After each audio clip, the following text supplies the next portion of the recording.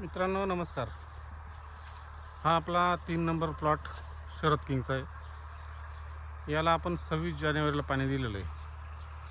आज याची कंडिशन पाहू शकता तुम्ही कशी आहे. एकदम या प्लॉटची माती आहे ना थोडी काळी, खाली थोडं शेरोट आहे याच्यामध्ये, पण दुसऱ्या प्लॉटांची आपली लाल जमीन आहे, ती म्हणजे चांगली काळी जमीन. तर मित्रांनो, हा प्लॉट काळ्या मातीत असल्यामुळे याला फार काळ ओलावा टिकून होता. त्यामुळे याची काडी वाजण्याचं थोडी शंका आहे.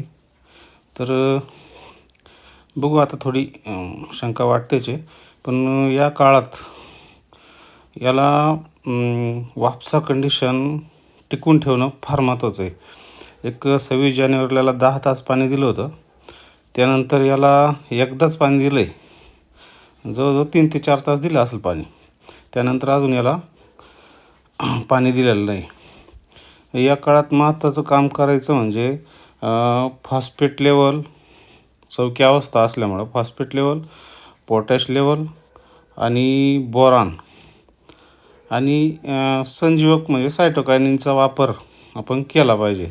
तेव्हा याला आता आपण बोरान, 6BA आणि पोटॅशियम डायहायड्रोजन अर्थफॉस्फेटची एक फवारणी आज घेतो आहे. तर याच्यात पोटॅशियम डायहायड्रोजन अर्थफॉस्फेटचं काम असं आहे की याच्यात उच्च फॉस्फरस असल्यामुळं झाडाला जास्तीत जास्त फुलकळी काढण्यास मदत करते. पानातील तयार झालेले अन्न कार्बोहायड्रेट्स काड्यांकडे वळवले जाते, त्यामुळे काडी पक्व होते. आणि याचं दुसरं महत्त्वाचं काम शाकीय वाढ रोखून धरतं, त्यामुळे झाडाला स्ट्रेसमधून बाहेर पडण्यास मदत होते. त्यानंतर दुसरा आपलं बोरॉन आहे. बोरॉन हे सूक्ष्म अन्नद्रव्य फुलांच्या आरोग्यासाठी अतिशय चांगलं आहे. म्हणजे फुलगळ, तसंच परागकण निर्मिती, पॉलिंग्रेस याची संख्या, कार्यक्षमता अजून ते वाढवतं. फुलांचे फळात रूपांतर करण्यासाठी बोरॉनची फार गरज असते.